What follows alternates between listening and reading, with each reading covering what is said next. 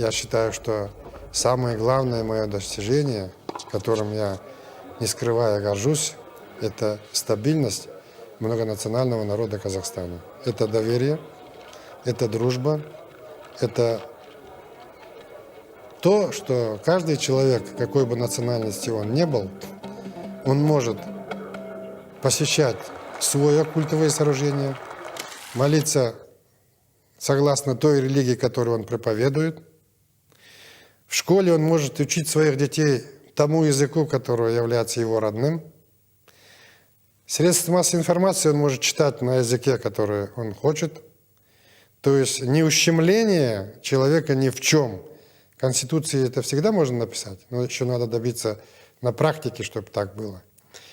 Чтобы не было никаких вопросов по проблеме, так сказать, ущемления тех или других народов, мы приняли закон о государственной службе, когда в государственную службу поступают согласно конкурса по компьютерным тестам, которые не отличают, какой у тебя цвет глаз, язык и так далее. Точно так же студентов в вузы принимают уже третий, по-моему, год или четвертый, согласно компьютерным тестам.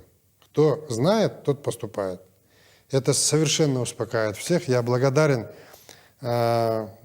нашей нации, казахстанской, которую я воспринимаю как всех граждан Казахстана, всех национальностей, которые поняли из всего, что творилось на территории СНГ и дальше, что спокойствие, доверие, уважение, равноправие является великим благом, на базе которого можно развиваться и улучшать свою жизнь. Хотя я воспитанный в казахской и в русской культуре, так уж у меня жизнь сложилась, и с детства не привык отличать людей и вообще не замечал, какой он национальности.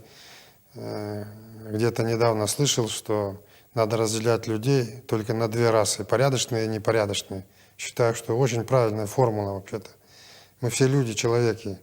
И хотел бы сказать, что мы должны сохранить добрые отношения. А русский язык, он среди наших государств цементирует, это первое. Русский язык – распространенный язык в мире. Один из 6 языков Организации Объединенных Наций, на котором я, например, там выступаю. А потом через русский язык моему народу пришла большая культура, русская прежде всего, и мировая. Мировая наука, мировая техника. То, что мы создали в Казахстане, допустим, вот, в прошлом веке, оно тоже пришло через знание русского языка и русской культуры.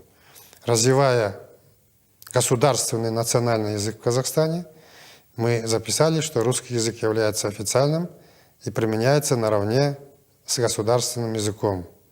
Не ради того, чтобы прогнуться, опять же, сделать реверанс, это необходимо нашему народу. Чем больше ты знаешь языков, тем ты богаче, тем ты культурнее. Зачем терять то огромное богатство, что ты имеешь? Я имею в виду русский язык. Поэтому отношения наши должны строиться как отношения государств, живущих на одном евразийском субконтиненте, с любовью, с надеждой, с чувством дружбы и доверия относиться друг к другу. Это то, что нужно простому человеку.